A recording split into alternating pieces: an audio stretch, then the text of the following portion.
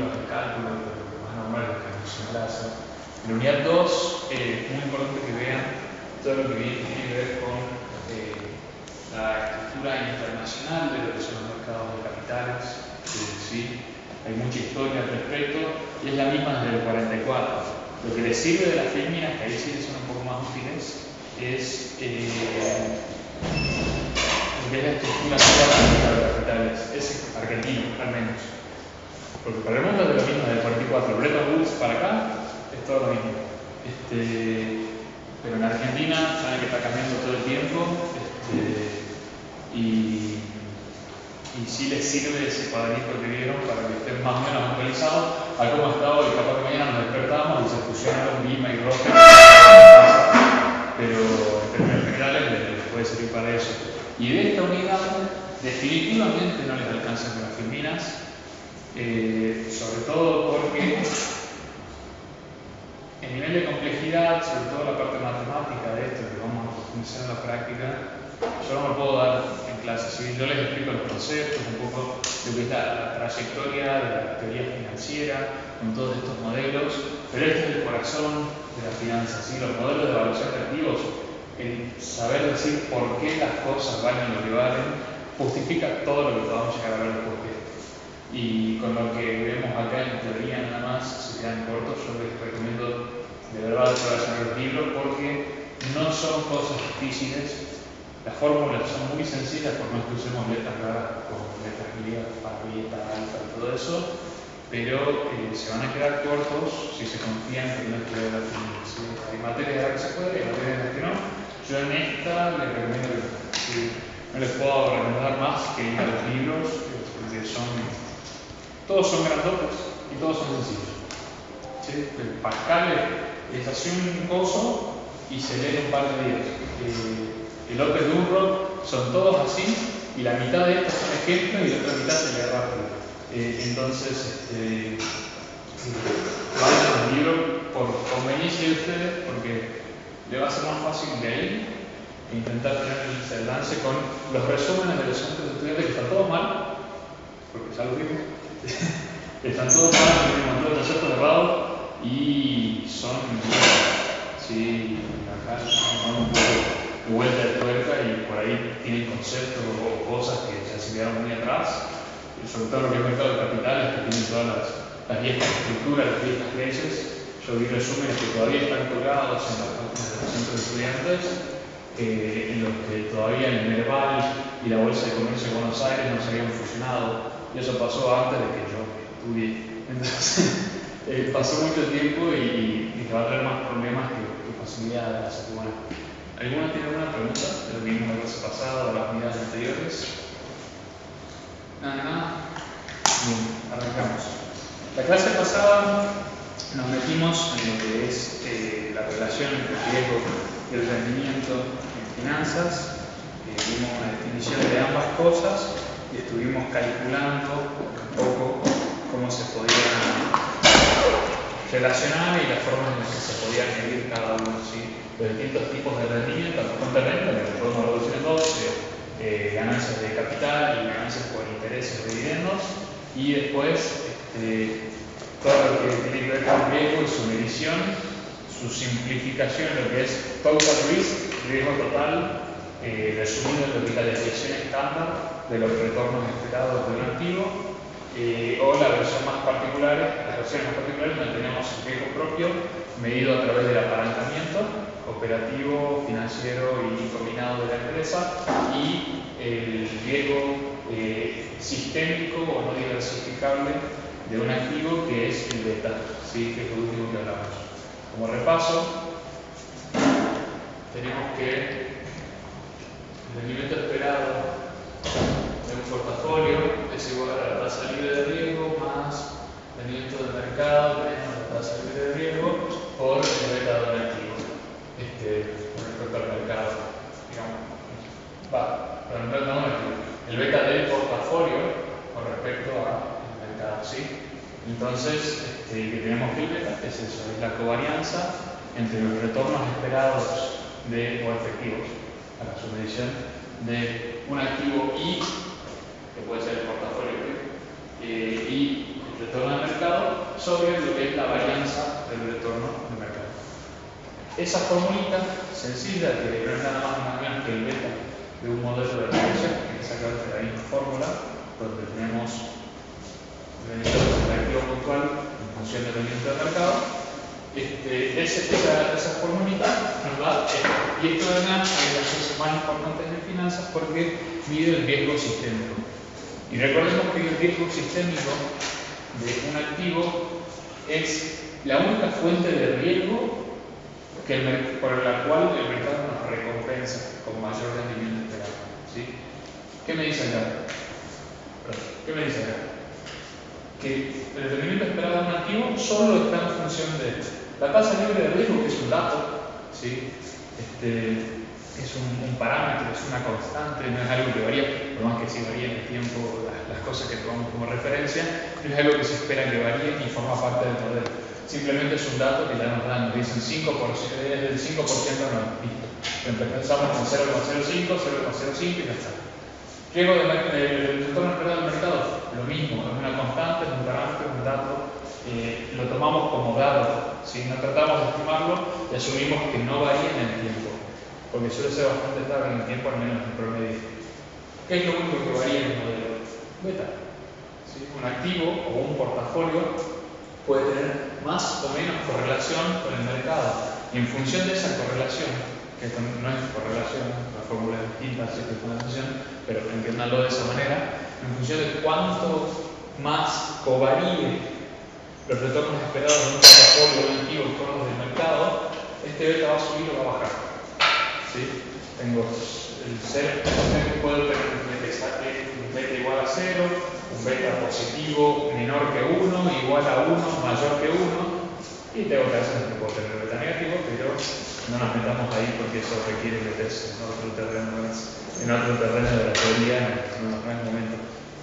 Pero tengamos en cuenta eso, y esto no se resuelve nada más ni nada menos que, y quería que tenga marcador, voy a poner muy contento. Y es igual a A más B por X. ¿Sí? Constante, variable. Constante, variable. La diferencia de dos constantes es otra constante. Así que tenemos esto. Es la fórmula de la recta. ¿Qué recta?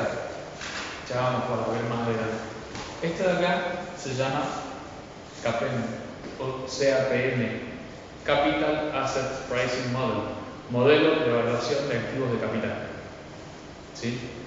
No incluye solo acciones, también incluye bonos, incluye todos los activos del universo observable de las finanzas, y si el mundo fuera perfectamente competitivo, incluye también a los activos reales. ¿Sí? Todos, desde casa, desde el punto de vista de la inversión, hasta negocios, todo puede ser incluido ahí en un sentido muy exagerado de lo que son los supuestos de la teoría económica. Pero ojalá, si el mundo fuera perfecto, podría todo incluirse. Pasen por favor. ¿Cómo llegamos a esto? ¿Sí? Agarrando un activo, midiendo el riesgo total y restándole el riesgo diversificable. ¿Cuál es el riesgo diversificable? El riesgo propio del negocio. Ya lo vimos. ¿Sí? Mientras más activos incorporo a mi cartera que tengan correlación negativa o menor a 1, aunque sea, más reduzco la varianza total de mi portafolio, porque voy eliminando el riesgo propio de cada uno de esos activos, y con lo único que me voy quedando es con el riesgo no diversificable, que para un portafolio determinado es el mínimo riesgo que puedo llegar a tener, ¿sí? En ese conjunto de activos. No puedo disminuir más de lo que sea. Me quedo en beta y hasta ahí llegué. Si mi portafolio, si yo tuviera que medirlo, y el riesgo total de mi portafolio me da más, en cierto sentido, porque no son comparables la división estándar con el beta, pero si yo pudiera compararlos, el riesgo total es mayor al beta de mi portafolio, entonces ese portafolio está mal diversificado. ¿Sí? No incluir los suficientes activos con un nivel de correlación tan para mal, tan poco correlacionados, como para reducir el riesgo no diversificable de mi portafolio. Así que, ante la duda, siempre meten más activos al portafolio. Nunca les va a hacer daño incluir más activos al portafolio, ¿sí? Siempre les va a suavizar lo que es los retornos en el tiempo. Con la desventaja, por supuesto, de que si un activo puntual sube muchísimo, solo tengo parte de mi cartera puesta en ese activo, ¿sí? De mi plata puesta en ese activo. Pero con la seguridad de que en el largo plazo estoy maximizando el retorno en función del riesgo que estoy asumiendo. Porque si tienen riesgo de verdad, vayan a jugar al kini, vayan al casino, vayan a jugar a la ruleta, ahí tienen riesgo de verdad, tienen muchísimas chances de ganar, en el sentido de que si le pegan justo al número que sale, su retorno es altísimo, pero jamás justifica el riesgo, ¿sí? Vamos al caso de la que nombré el casino. ¿Alguna vez jugó a la ruleta? ¿Acá? No se haga. Si alguna vez alguno jugó a la ruleta, no me acuerdo exactamente cómo se ve, pero acá tiene un 0, acá tienen un número que van, no sé el orden, así, que hacen 36 números, ¿sí? Y ustedes pueden apostarlos no solo a un número puntual, decir, va a salir el 17, giran la ruleta y la pelotita cae en el 17 y ustedes ganan plata, y si no cae en el 17 no ganan plata, sino que pueden hacer distintas combinaciones, ¿sí? Donde ustedes pueden decir, bueno, salen solo números pares, o sale solo rojo o blanco. Normalmente la mitad de esto es de rojo y la mitad es blanco, y el 0 no pertenece a ningún color, ¿sí? Puede decir pares o impares, el 0 no es ni par ni impar, es su propio universo. Así es como funciona la ruleta, ¿sí? Entonces, ¿cuál es la probabilidad de pegarle a un número puntual? Voy a ponerle 1n, probabilidad de un número puntual igual a 1 sobre 37, porque tengo el 0 y 36 números para elegir, ¿sí? Esa es la probabilidad aleatoria de que yo tengo que pegar un número puntual. ¿Cuál es la probabilidad de que tengo de pegar un número que sea par o impar?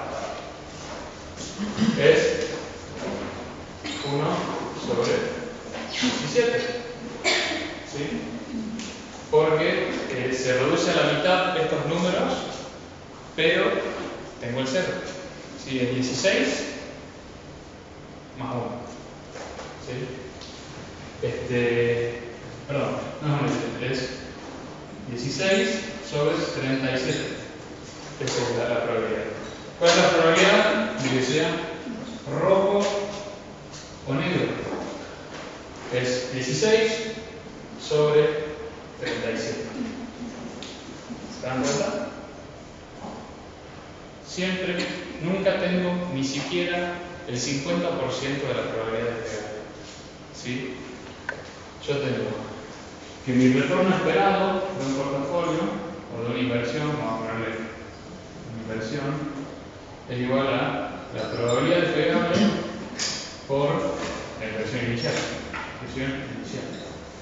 Si yo le meto 100 pesos a, por ejemplo, ¿qué es perdón, me faltó decirles algo, la recompensa por cada premio. ¿Sí? Con esto no me alcanza, no estoy midiendo solo la probabilidad de pegarle, no la recompensa de cada premio. La recompensa de cada premio, si yo le pego un número puntual, yo multiplico mi plata por 36. Si yo le pego a par o impar, yo duplico mi plata. ¿Sí? Perdón, acá no es 16, es 18. Y si yo le pego a rojo o negro, yo duplico mi plata. Esto es en todas las ruletas. ¿Sí? ¿Qué significa? El retorno esperado de esto, el retorno esperado de esta inversión es 36 sobre 37. Esto es 18 sobre 37. Perdón, 36 sobre 37. Esto es 36 sobre 37. Siempre nunca la probabilidad de pegarle o la recompensa esperada es idéntico a la probabilidad de errarle que tengo. ¿sí? Entonces, esto hace que mi esperanza matemática en cada una de mis apuestas sea negativa, ¿sí? En la timba, en el casino, igual así funciona la ruleta, funciona la ruleta virtual, se colocan las palanquitas, los números. En el casino, todas mis inversiones tienen esperanza matemática negativa, ¿sí? ¿Qué significa? Que en el largo plazo, y mientras más inversiones haga, mientras más apuestas haga, mayor es la probabilidad de perder. En resumen, no vayan a la casino, ¿sí? Jamás. Ahora, a menos que quieran perder plata, porque la gente entiende, por ahí son propensos al riesgo y les divierte perder plata. Bueno, vayan a decir para perder plata. En la bolsa no es así. Los retornos esperados de todos los activos son positivos. Los retornos esperados, no los efectivos. Los retornos esperados son todos positivos. ¿Por qué? Porque si alguien esperara, o si todos esperásemos que un activo valga mañana menos de lo que vale hoy, todos saldrían a venderlo, ¿sí? No podrían tener un valor positivo los activos si nosotros esperásemos que caigan en lugar de subir. Entonces, en la bolsa pasa diferente. Ahora, acá no importa cuánto yo diversifique, puedo hacer todas las combinaciones que quiera, siempre voy a tener una esperanza matemática negativa en mis ahorros, ¿sí? No importa las martingalas, ninguno de los truquitos para tratar de ganar el casino no se ve nada. Acá sí, no hay martingalas, no hay arbitraje, pero sí está la diversificación, que es la herramienta más fuerte que tiene el inversor para sacarle el mayor jugo con el menor riesgo a sus inversiones, ¿sí? Lo que son las estrategias de diversificación, yo puedo hacerla simple o puedo hacerlo complicado. Y las dos están bien, y la complicada está mejor todavía, pero la puedo hacer simple. ¿Cómo la hago simple? Tengo estos tres criterios.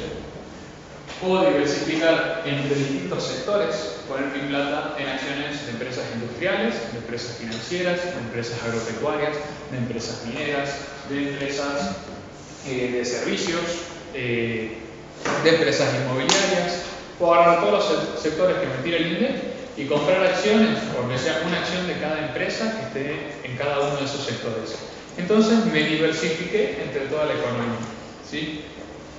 Y el retorno que vaya a tener mi portafolio va a estar más en función de cómo le vaya al conjunto de la economía que a un sector particular, ¿sí? Vamos al caso. Por ejemplo, el estimador mensual de actividad económica del INDEX es una medida que se anticipa a la medición del PBI. Intenta estimar cómo le va el PBI en un periodo dado, normalmente, en este caso mensualmente, y lo que te dice es un promedio, ¿sí? Igual que el PBI es un promedio de todos los sectores, ¿sí? ¿Y qué sectores tengo? Bueno, el EMAE, que me da que para el año pasado, durante todo 2024, la actividad creció 1,7%, tengo sectores como la construcción, que está en menos 17, la industria, que está en menos 9, o tengo, por ejemplo, el agro, que está en más 33, o tengo, no sé, la pesca, que está en más 22, y así. Si yo apuesto a un solo sector, la variabilidad es mucho mayor, ¿sí? La desviación estándar de los resultados que puedo tener es mucho mayor. Me puede ir, sí, soy un capo, capaz que le pegué justo, puse una empresa agropecuaria o compré acciones no sé, de Vicentín, si estuvieran abiertas al público, aunque ahora está sacado, pero bueno. Y soy un capo y justo le pegué. ¿Y si no le pegás? ¿Y si justo compraste acciones de Consultatio, que es una empresa inmobiliaria, por ejemplo, o de alguna constructora cuya cartera de clientes se basa en la obra pública, durante 2024 te morías, ¿sí? Tu cartera se desplomaba y veías cómo todos tus ahorros se desvanecían frente a tus ojos. Si invertías en el conjunto de la economía, una empresa de cada uno de los 14 sectores del INDEX, de los 9 que salen en el EMAE, 1,7 de promedio, ¿sí? Mucho más estable. Con la diversificación pasa lo mismo. Estamos hablando de diversificación sectorial geográfica. No es lo mismo invertir en Jujuy, acciones de empresas que están en Jujuy, donde vos vas a ver el Producto Bruto Geográfico y está muerto. Y la evolución en el tiempo está muerto. Tiene una leve tendencia positiva, pero la verdad que es inobservable, es tan chiquita que casi parece que no está, porque es una economía totalmente dopada en la cual la principal fuente de ingreso de las personas y incluso de las empresas con demanda de productos empresariales es el Estado. Y como el gasto público es muy estable, al menos a nivel provincial, no a nivel nacional, entonces la economía está muerta. Otra cosa es en Córdoba o Rosario, donde la volatilidad es mucho mayor, o en la provincia de Buenos Aires, que es una provincia muy industrial, donde la volatilidad es mucho mayor, donde el sector privado tiene mucho más peso y invertir en un lugar puntual te puede destruir. Así como comprar acciones de empresas que solo están en Bahía Blanca, que la agarró un temporal y destruyó todo, está mal y te hace correr un riesgo.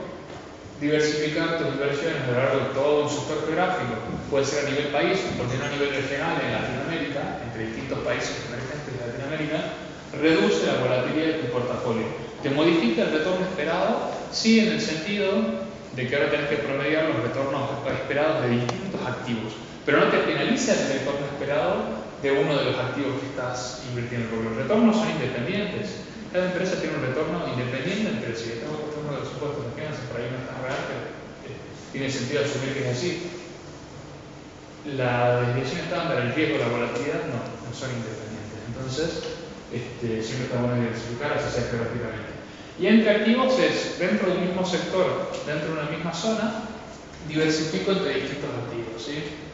Voy a las tecnológicas, bueno, compro acciones de Google, compro acciones de Apple, compro acciones de OpenAI, compro acciones de IBM, etcétera. Voy a los bancos, compro Galicia, Francés, HSBC, ICBC, Banco Nación, Banco Macro, Patagonia. Trato de comprar toda la mayor cantidad de acciones que puedo dentro de un mismo sector, ¿sí?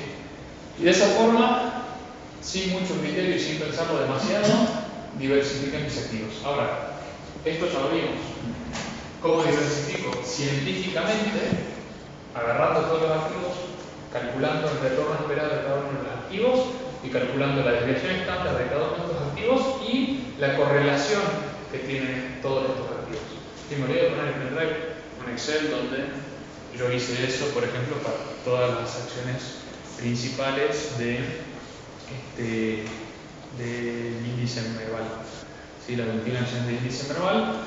Puse el retorno esperado de todos los activos, la desviación estándar de todos los activos y las distintas covarianzas, correlaciones de todos estos activos y armé una matriz, porque te queda una matriz sobre la cual después podés operar, se llama matriz varianza-covarianza, sobre la cual después usas un par de formulitas que les podés hacer con el propio Excel y calcular el portafolio con la mínima varianza, por ejemplo, o con la mínima varianza para un retorno esperado, para un nivel de riesgo esperado, definido, etcétera.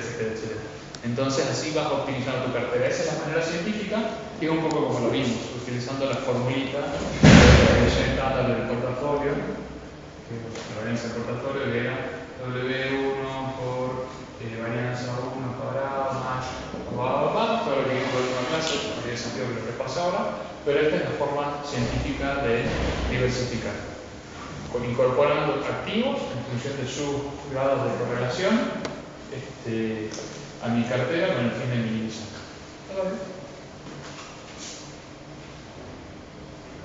Pero, ¿por qué diversificamos? ¿Sí? ¿Por qué queremos reducir el riesgo de nuestro portafolio? ¿A alguien acá lo pone contento asumir riesgos solo por el hecho de asumir riesgos? ¿A alguien que se tira de paracaídas o hace parapente? Sí. Por ejemplo. Sí, o a Diego, ahí está, a ver. A Diego yo también me tiré de parapente, así que a mí también. A veces el riesgo está bueno, pero normalmente nos gusta el riesgo en lo que se llama un juego, ¿sí? Donde la diversión del juego es correr el riesgo por el riesgo mismo y porque normalmente las consecuencias de jugarlo no son graves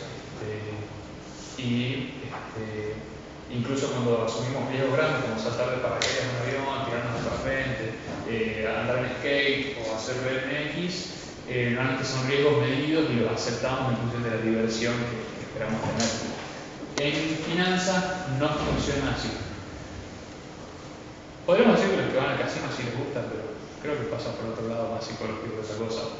Pero en finanzas se asume, este es un supuesto fundamental de toda la teoría financiera, que todos y cada uno somos adversos al riesgo. ¿Sí? No nos gusta el riesgo. Queremos ganar la mayor cantidad de plata posible sin exponernos a riesgo. ¿Sí? No nos gusta ver la cuenta en rojo por sí mismo. Entonces, somos todos adversos al riesgo. ¿Qué es esto de acá? ¿Sí? Dentro de la que es la clasificación de los inversores, tenemos tres categorías: adversos al riesgo, que se asume que somos todos; neutrales al riesgo, que es el riesgo no me importa. ¿Sí? Me da lo mismo una cartera muy riesgosa que una que no, me da lo mismo tirar una moneda que poner un plazo fijo. O soy propenso al riesgo, prefiero tirar una moneda antes que poner un plazo fijo. ¿Sí? El riesgo me trae bienestar, independientemente de la cantidad de retorno esperado que me vaya a dar una inversión. Si es riesgosa, mejor todavía. Yo no conozco gente así, conozco gente muy riesgosa. Yo soy adverso al riesgo, no me gusta el riesgo, pero tengo una alta tolerancia a los riesgos y así soy propenso y neutral al riesgo. Prefiero, si me prometen $1.000.000 sin ningún riesgo, me quedo con eso. ¿Sí? Entonces nada. Es un caso extremo la propensión al riesgo, pero bueno, y queda el caso para que lo debatan ustedes, es decir, la gente que va al casino o apuesta en el 2006, que también tiene esperanza negativa, es propensa al riesgo o no. Pero estos son los perfiles, y como asumimos que todos somos adversos al riesgo, por eso queremos minimizar el riesgo del portafolio. ¿Sí? Porque nadie le gusta. Vamos a ver. Bueno, acá se repite, lo va a dar. ¿Es algo por favor? Está el otro, ¿verdad? Ahí está. ¿Cómo se mide la aversión al riesgo? ¿Sí? Ahora vamos a ver. Esto que ven acá es el teorema de Arrow y Pratt. ¿Sí? ¿Qué nos dicen Arrow y Pratt? Nos dicen de una forma muy simplificada, imposible de medir en la realidad, pero con la cual nos damos la vuelta en la teoría, que es que el mismo supuesto irreal, ficticio y casi inútil de la microeconomía. Que hay algo que se llama utilidad, que se mide en utilitas y que nos permite saber cuánto mejor, cuán bien le hace sentir a una persona hacer algo. En este caso, ganar plata. Lo que nos dicen Arrow y Pratt, Arrow premio Nobel de Economía, entre los capos, recontra capos de las finanzas, en Arrow. Lo que nos dicen es muy sencillo: a la gente le gusta ganar plata. La utilidad de una persona está en función de su riqueza, dependiendo del texto que lean, o de su ingreso, dependiendo del texto que lean. Son dos caras de la misma moneda, así que me da lo mismo. La utilidad está en función de la riqueza de cada uno. Y cuánto más o menos afecta a cada uno su ganar plata en función del riesgo que está dispuesto a tolerar, depende de cada uno, pero lo podemos medir, estimar a través de esta formulita, que es la segunda derivada parcial de la utilidad respecto de el ingreso de cada persona dividido la primera derivada parcial. No tiene ningún sentido que nos metamos en eso, porque en ningún lado se estudia en profundidad esto, más que no sé, en un doctorado, porque no importa hacerlo, porque en la vida real la utilidad no se puede medir, aunque la podemos estimar de forma indirecta.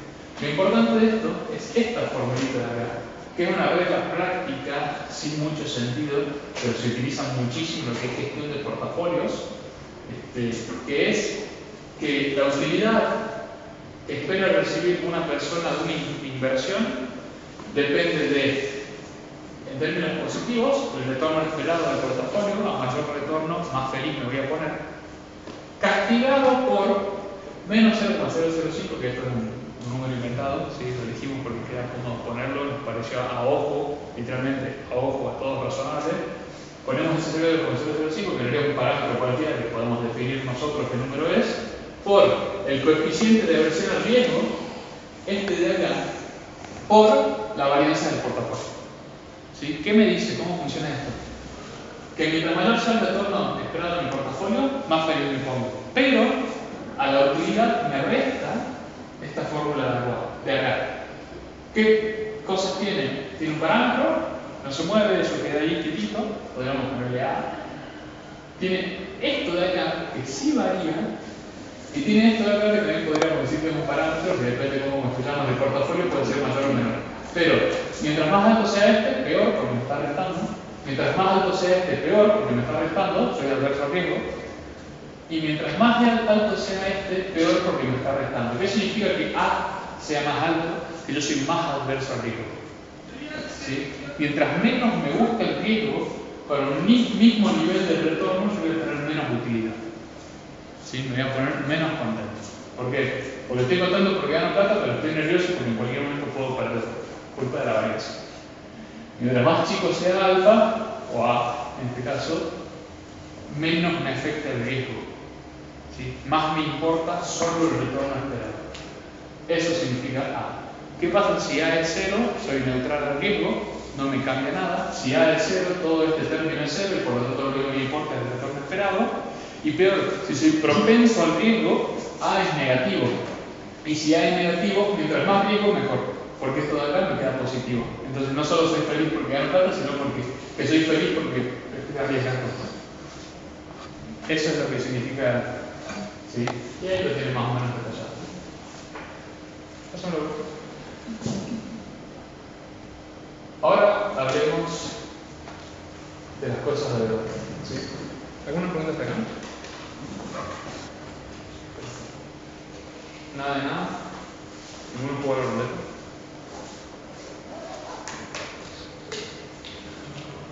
Bien. En 1965 aproximadamente aparece un tipo muy capo.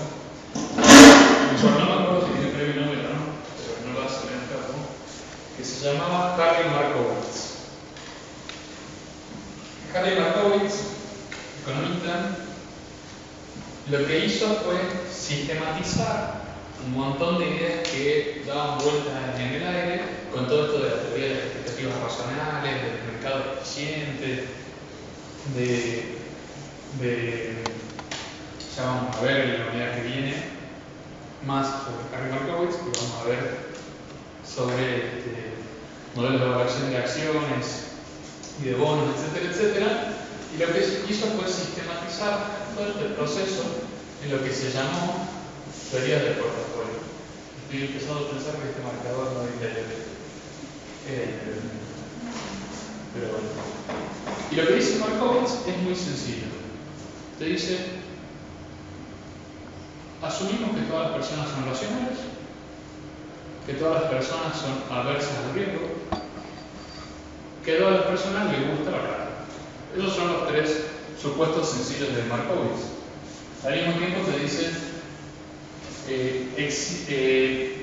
los activos son riesgosos, todos tienen un retorno esperado positivo y todos tienen una cierta desviación estándar, ¿sí? O sea, un cierto nivel de riesgo. ¿Cómo se relacionan? ¿Cuántos activos hay? ¿Cómo se relacionan todos estos? No voy a usar de vuelta, no voy a llegar a la trampa.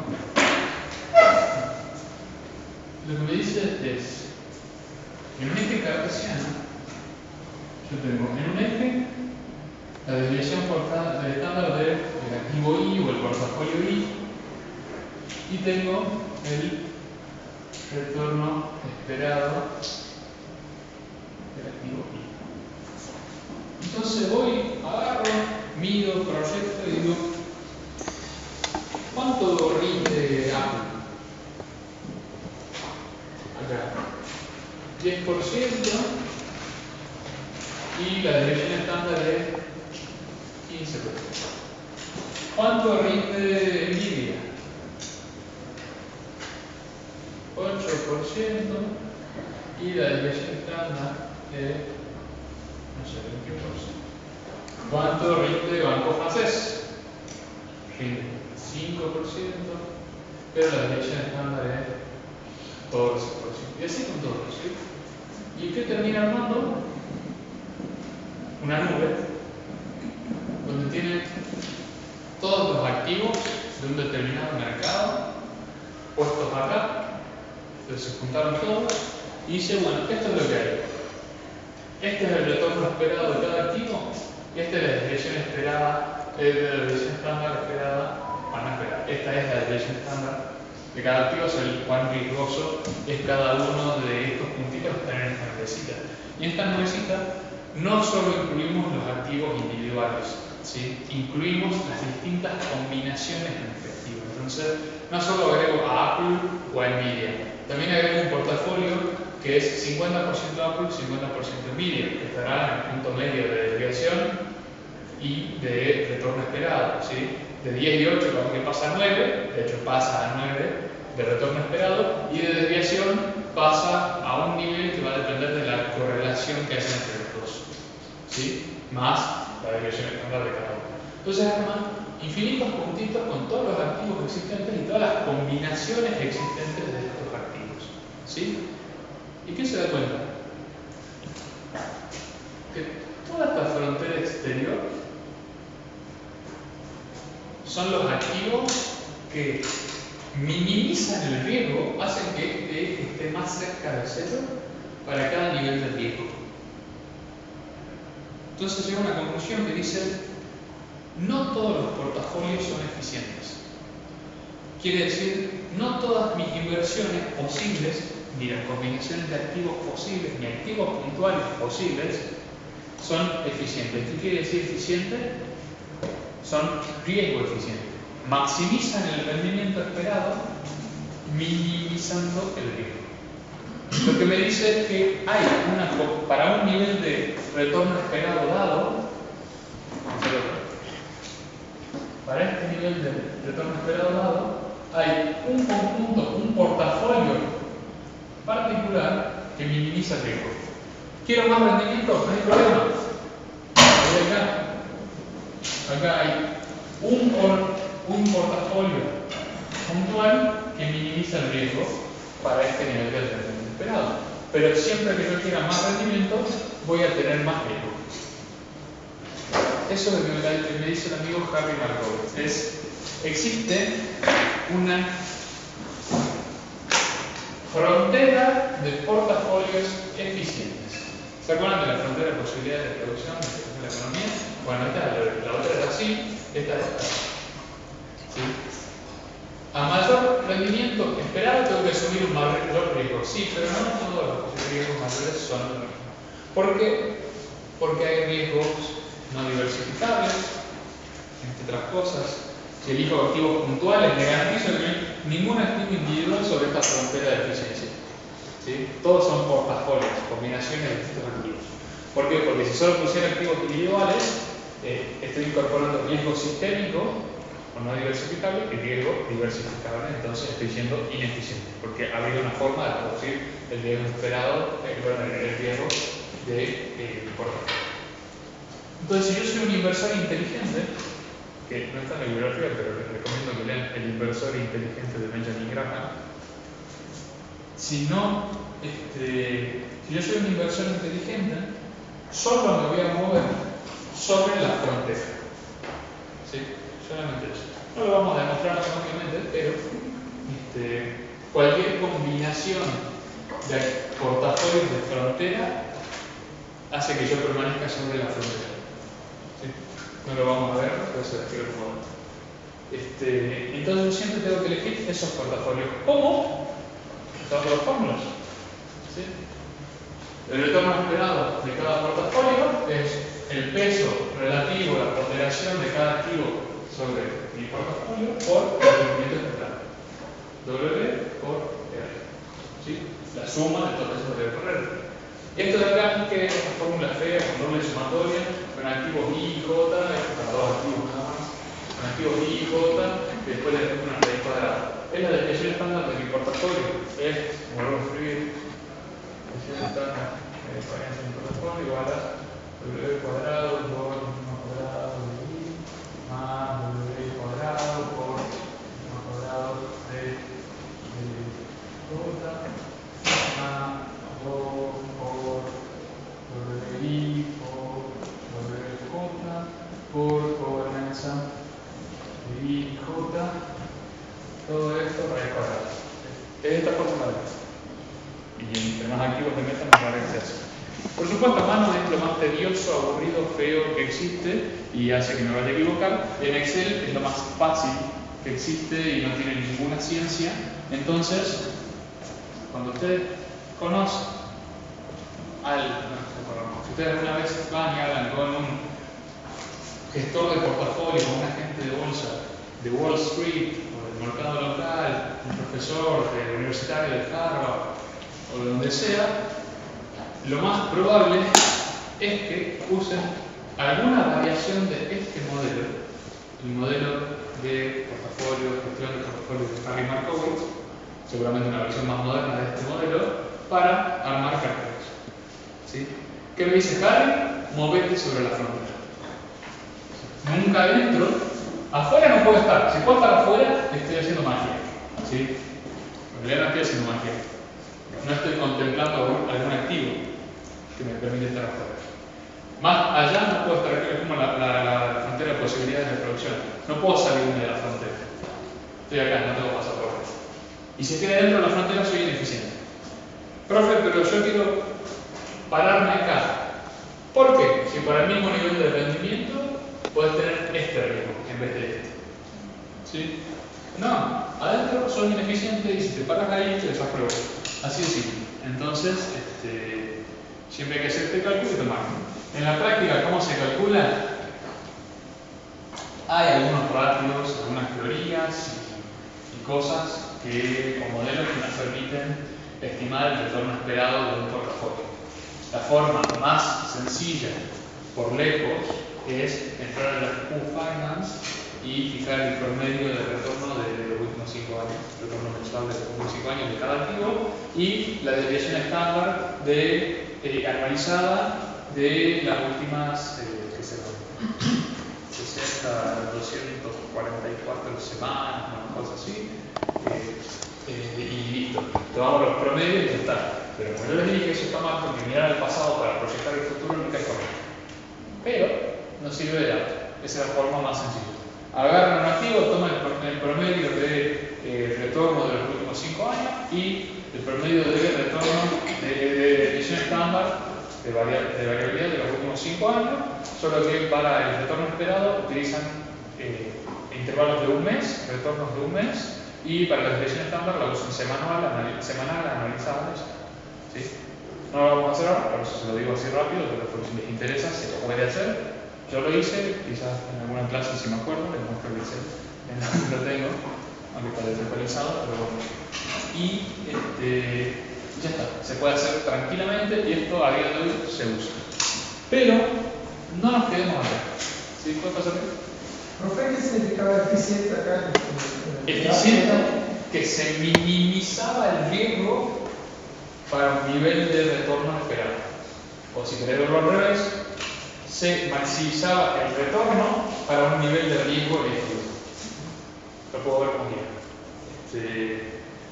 Y acá en este puntito tenés 5% Apple, 12% Nvidia, 13% Banco Galicia, 4% bonos del Tesoro de Estados Unidos de 10 años, 3% bonos G30 del Tesoro de Argentina, 14% Bopreal, 7% del Banco General. Tenés todos los activos. Acá tenés que tener todos los activos. Si no tenés todos los activos, no. ¿Sí? Tenés que tener todos los activos en los que puedas invertir. Aunque en la práctica.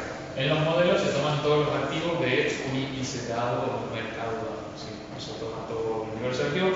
Pero acá, si Dios fuera bueno y pudiésemos medir y tuviésemos información perfecta sobre los activos reales también, y no solo sobre los financieros, acá también tendrían que estar los activos reales. ¿Sí? Acá tendrían que estar las casas para alquiler, los Airbnb, los kioscos, los hoteles, los restaurantes, las facultades privadas, los clubes de fútbol, al menos que son sociedades anónimas, etcétera. Todas las inversiones posibles deberían estar acá. Como no están, nos limitamos a los financieros. ¿Sí?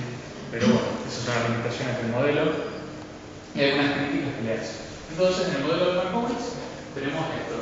Y dentro de esta frontera, este puntito de acá, ese puntito de allá, el que más cerca está del eje de las siglas ordenadas, al origen, es el portafolio de mínima varianza.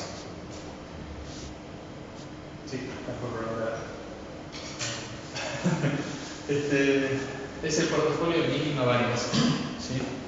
Porque si lo ven en la bibliografía, no hace falta que saque fotos, te la está subiendo. Porque si lo ven en la bibliografía, esta frontera puede continuar así y meterse así. Pero es una combinación, primero que nada queda siempre descartado porque a partir de este punto que es de mínima varianza, retornos esperados son mayores para arriba y acá tendría inversiones con menos retorno para un nivel de riesgo que está de arriba. Entonces quedan descartadas de plano, pero se podrían alcanzar y se utilizan para algunas cosas claras. Búsquenlo, se llama portafolio cero beta del mercado o portafolio del mercado. Anótenlo, porque no está en la bibliografía, no está en ningún lado y no creo que lo vean en los libros de la materia, es algo más avanzado. Portafolio cero beta. Se los nombro porque es un modelo del 72 muy interesante, porque plantea el caso de. Ya se puede nombrar cuando veamos el papel, todavía no. Pero tienen todas las combinaciones posibles y la frontera de eficiencia. ¿Sí? Y nos quedamos ahí, en esa frontera. Si yo quiero minimizar el riesgo, soy muy adverso, al punto de que es más lo que me importa evitar riesgos que tener mayor portafolio, me quedo acá. Me quedo ahí. ¿Sí? No me muevo de ahí. Compro esa cartera, me caso con esa cartera y paso 30 años con esa cartera y solo lo reajusto si por alguna razón cambia el riesgo total de un riesgo esperado de cada uno de los activos de esa cartera, ni siquiera de esta cartera. ¿Pasa bien? Pero se complejiza. ¿Sí? Al amigo Markowitz se le dicen, mirá, casi está todo muy bien, gran aporte, pero 4 años después, William Sharpe, otro titán, ese sí que también seguro, no sé de qué año, pero seguro que lo es, agarra y dice, está fantástico tu modelo, pero existe una cosita que se llama activo o tasa libre de riesgo. ¿Sí? ¿Se acuerdan lo que veríamos? Eso de evento esperado en mi portafolio es igual a la tasa libre de riesgo más el mercado menos tasa libre de riesgo por beta. Bueno, Harry, existe esto de acá. Existe un activo que no tiene riesgo, ¿sí? Que lo que hace es presentarme una cosa que se llama línea de mercado de capitales. ¿Sí? En este gráfico lindo que hiciste, amigo, arrancamos y tenemos un nivel de retorno mínimo. No tiene que ver con esta cosa, está en otro lado, por ejemplo. Mínimo, que se llama activo libre de riesgo. Y es lo mínimo de retorno que puede tener un portafolio, porque nadie invertiría en un activo que tenga un nivel de rendimiento esperado menor que este, porque por cero riesgo puedo tener este, que puede ser, en la vida real, anda cerca de 5%. ¿Sí? El retorno esperado no es efectivo. Entonces, existe eso. ¿Y qué pasa? Yo acá tengo una recta. ¿Sí? Acá tengo una recta, pero la puedo transformar. ¿Sí? Porque acá tengo beta. Acá tengo desviación estándar. Yo tengo riesgo total, no riesgo diversificado. Entonces, con la línea de mercado de capitales, ¿sí? Yo lo que puedo armar es una línea que salga desde acá, desde la tasa libre de riesgo, esto es mi coordenada al origen, que salga de acá, y seguramente va a ser una cosa así. ¿Sí? La podría haber hecho mejor. Sea una cosa así. Tengo el ordenado del riesgo, o mi intercepto, ¿me le dicen? Tengo una recta que está en función de una variable, que es esto de acá, y tengo la pendiente. ¿Sí? Bien, ¿y qué me dice la línea de mercado de capitales? Me dice que yo no me voy a mover en función de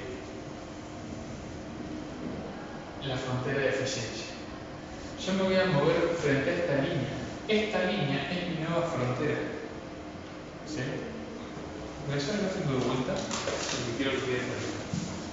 Y quiero que se entienda. Yo tengo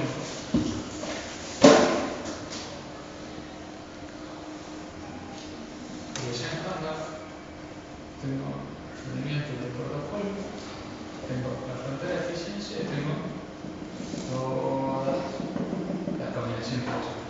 ¿Sí? Luego tengo una tasa libre de riesgo y tengo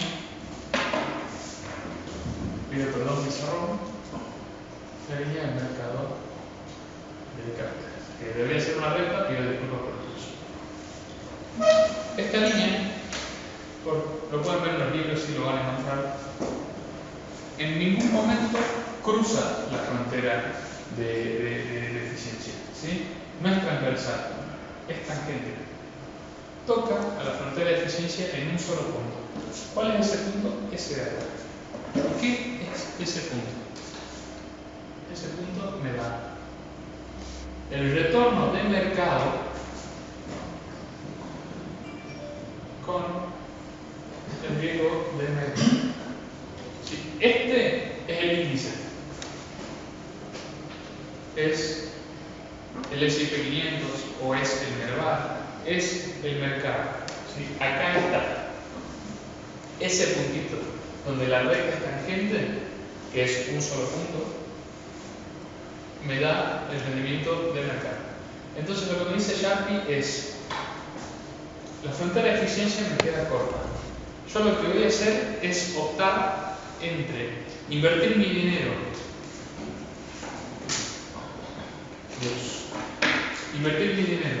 en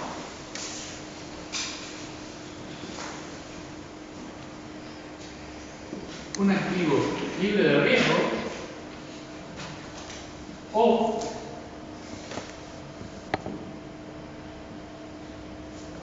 el índice de mercado. Es index investing. Estoy invirtiendo en el índice. No compro activos individuales, no armo portafolios raros, solo opto entre invertir en el índice. Puedo usar un fondo común de inversión, un ETF, comprarme todas las acciones del índice, de ponderación que componen el índice, o pararme sobre el activo libre de riesgo. Entonces me voy a mover solo por acá. En función de que invierta más en uno, bueno, con la condición de que lo que yo invierta en el activo libre de riesgo y lo que yo invierta en el índice de mercado tiene que ser igual a 1. ¿Se entiende? Me voy a mover solo sobre la recta. Nada más y nada menos. Mi rendimiento del portafolio va a ser este. El riesgo de mi portafolio va a ser igual a WRF cuadrado por estándar de RF más de mercado al cuadrado por retorno de mercado más 2 por WRF por WM por covarianza RF y M.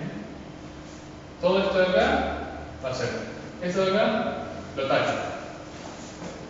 La desviación estándar del activo libre de riesgo es 0, porque el riesgo del activo libre de riesgo es 0.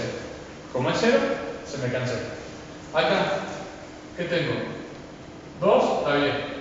Peso relativo de RF en mi cartera, está bien. Peso relativo de M en mi cartera, está bien. Pero la covarianza entre el activo libre de riesgo y el rendimiento de mercado es 0. Como este es 0, esto de acá lo tacho. ¿Sí? Entonces, el riesgo en la desviación estándar de mi portafolio solo va a depender de la desviación estándar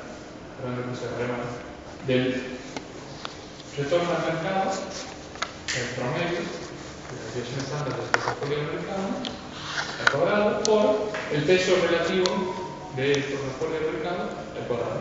¿Cómo es la única forma de que suba el riesgo del portafolio? Que yo incorpore más del mercado y menos de la tasa libre de riesgo. Que en vez de ser 50-50 sea 70% mercado, 30% activo libre de riesgo. 80% mercado, 20% activo de riesgo. De cada 100 pesos, 80 van al mercado, 20 van al activo libre de riesgo. O 90 al mercado y así.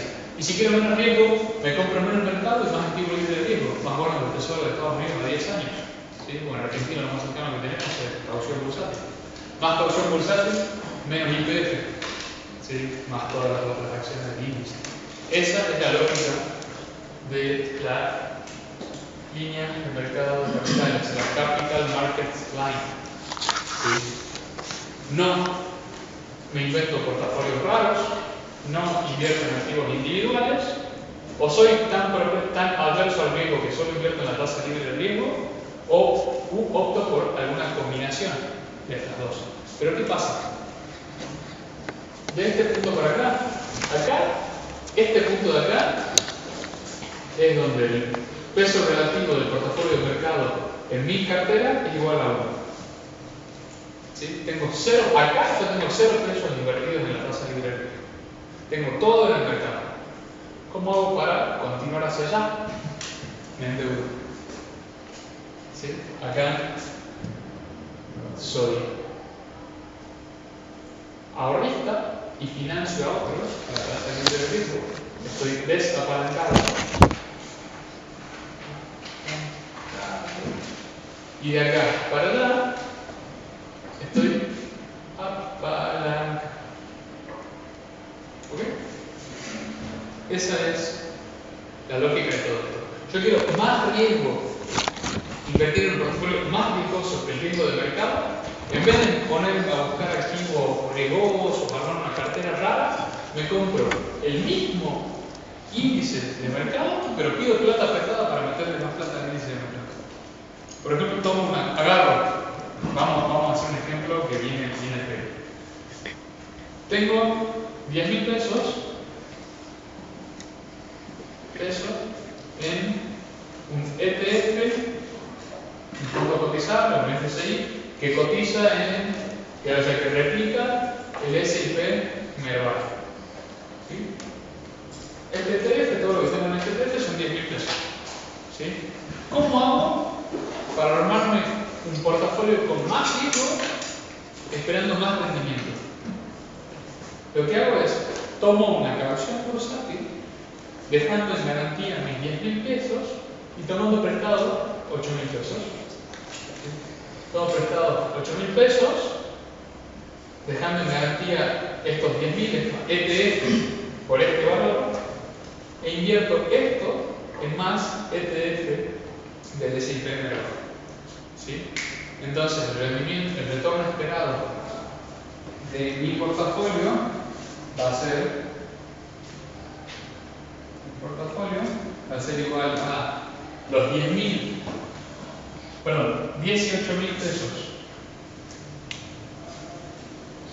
por RM menos 8.000 por tasa libre, por riesgo. ¿Sí? Pero es lineal, es lineal. Acá esto en realidad podría partirse un poquito porque cosas para interesar, pero no lo hace. ¿Sí? Esto es así. ¿Okay? Esta es la línea de mercado de capitales. Lo que me dice es que un inversor racional diversifica, sí, a tal punto de que se compra el índice, se compra todo lo que hay disponible. Y solo se mueve en la recta. Solo compra el índice. Solo invierte o en algo que no tiene riesgo o en la solución más costo eficiente en términos de riesgo, que es el índice de mercado. ¿Se entiende? Hay 18 menos 10, no somos 10.000 que está libre de riesgo. No, estos 10.000 es plata que yo la tenía, con los cuales me compré este ETF. ¿Sí?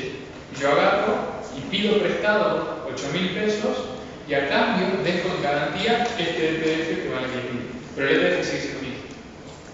Entonces, yo tengo en el ETF tengo invertido los 10.000 originales que dejé en garantía pero que siguen siendo míos, más, porque es como sacar un auto con crédito verdadero, si el auto es mío, por más que si no pago, pierdo el auto, pero mientras pago es mío. Tengo los 10.000 en este ETF y después pido prestado 8.000 y me compro más del ETF que me replica el mercado. Los 10.000 pesos en el gráfico sería la tangente, ¿verdad? Que No está en el gráfico. En el gráfico no hay pesos, son porcentajes. Este es el rendimiento del portafolio, el porcentaje, y la desviación estándar, el porcentaje. ¿Sí? No hay pesos en el gráfico. ¿Sí? Yo acá multiplicaría, si lo quiero traducir a pesos, digo, suponete que me compro el rendimiento del mercado, debe ser el portafolio del mercado, perdón, me compro el índice, en este caso el ETF. Si el rendimiento del mercado es 10% promedio anual, entonces van a ser 10.000 por 10%. Y van a ser 1.000 pesos. Ese es mi retorno esperado. Con una desviación estándar de más o menos, supongamos, 1.500. Entonces puedo ganar o perder. Pero lo que espero es el 10%. ¿Se entiende? Si no tengo vueltas, no tengo ningún problema.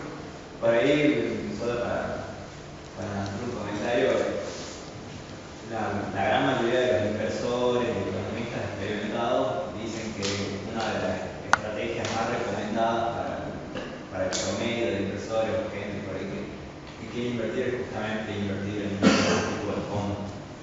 Además, el otro día leía que, según dicen, no sé si es verdad realmente, pero que Warren Buffett en su testamento dejó escrito que el 90% de lo que le dejaba a su esposa lo inviertan en el Standard Poor's 500. Warren Buffett es uno de los tipos más ricos del planeta, e hizo toda su plata invirtiendo en bolsa. ¿Sí? Cuando tiene libros escritos, creo que es la inversión inteligente de Benjamin Graham, que vayan a leer. No lo recomendamos en la materia, pero bueno, el libro de finanzas no mal.